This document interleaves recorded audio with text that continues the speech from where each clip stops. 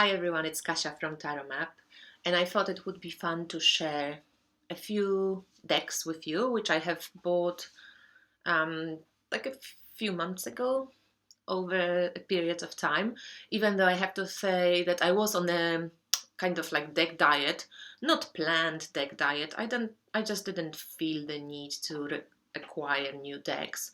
I have so many amazing decks, so I wanted to play with my decks and I was satisfied, I was really happy and I didn't need to get anything new.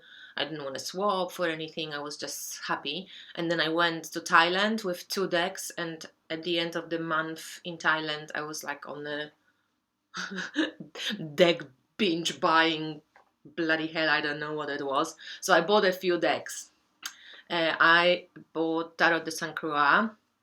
I have to say, I always liked this deck when I saw it, but was never drawn to it enough to get it until like recently.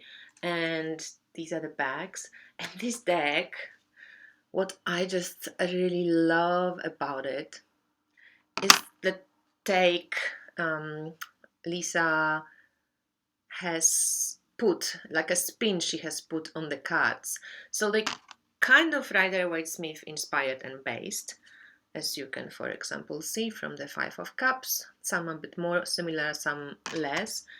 But her understanding of the energetic kind of imprint of the cards is really beautiful and fascinating to me. And I am the person who studied Rider-Waite-Smith very, very in depth. This was the system I learned tarot on. Then I learned Marseille, and this year I'm going to learn about Toth system. But if you know Rider-Waite-Smith really well, you can read any deck that is Rider-Waite-Smith inspired. And what I mean by reading every deck, it's not that you always take the Rider-Waite-Smith meanings and put it, for example, to Knight of Cups. On Rider-Waite-Smith deck, you know that the Knight of Cups rides on the horse and has a cup in his hands and so on and so forth. I always read pictures. That's what I learned from the Marseille decks. So I love combining the systems. Once you learn a system, you can free yourself from the system. So I would always encourage you to learn the traditional knowledge about tarot, because that is what gives you the freedom and possibility and ability to actually evolve your tarot knowledge and let loose of the system. So this deck is fascinating, and the little booklet, which looks like this, so it has color reproductions, so amazing. So each of the cards has like a little description and then the meaning, which is very short but very like spot on. So for example, for strength, which is 8 in this deck, it says the ability to face one's fear is transformative. The strength card gives us permission to be our most magnificent selves, totally at ease in the world. And then you also get like a little kind of key phrase: be confident and brave. Isn't it cool?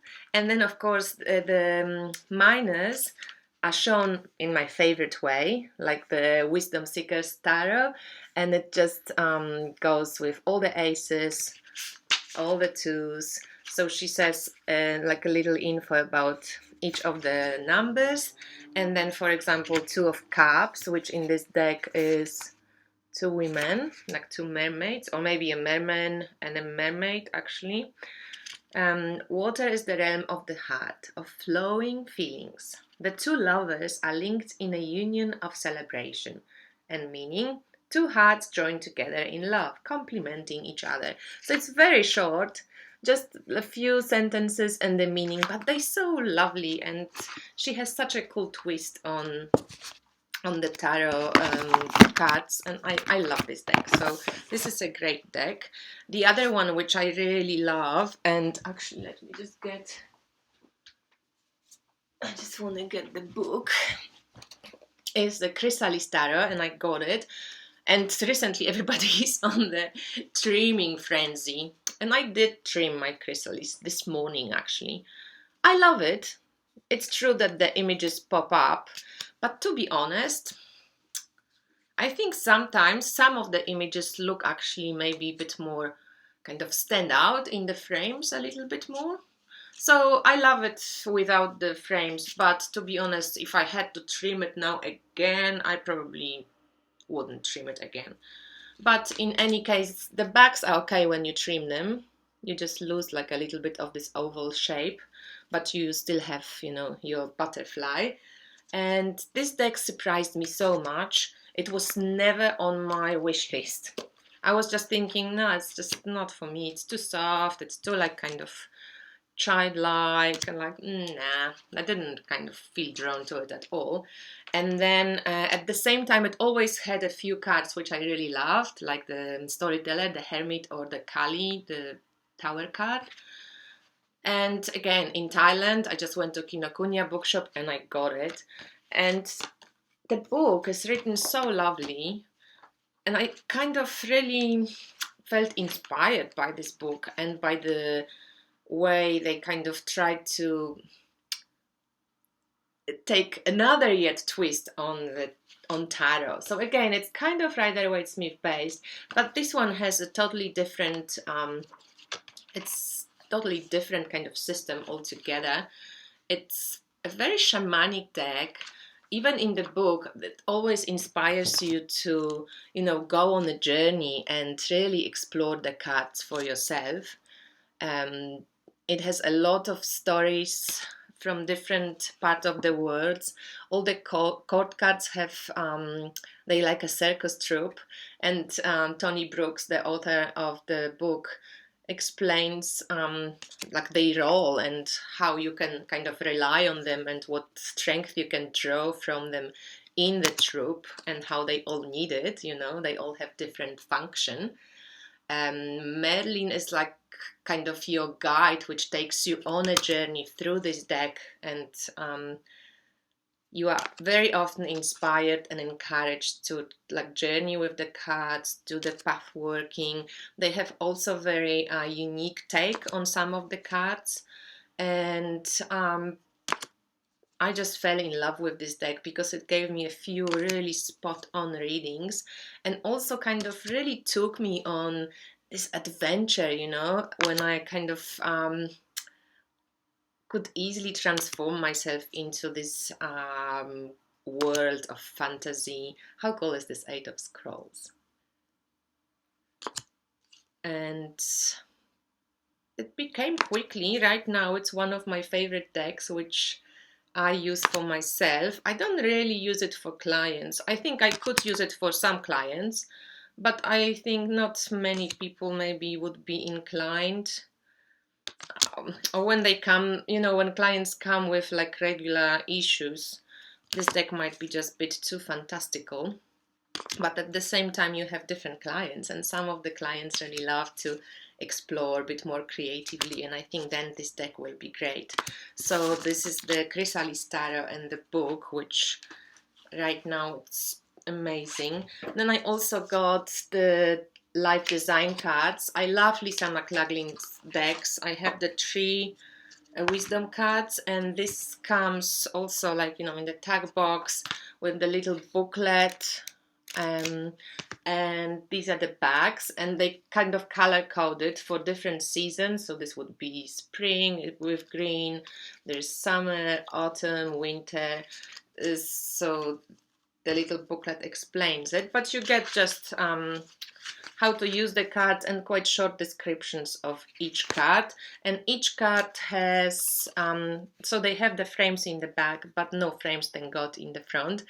Each card has like a keyword or key sentence, and like this beautiful kind of collagey, but not really, like Lisa's style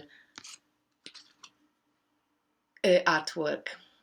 And this is more, it reminds me a little bit of the Sacred Creators Oracle, just for the, you know, like purpose of it. So it's quite all the whole kind of idea is like to take you on the process of creation and creating, and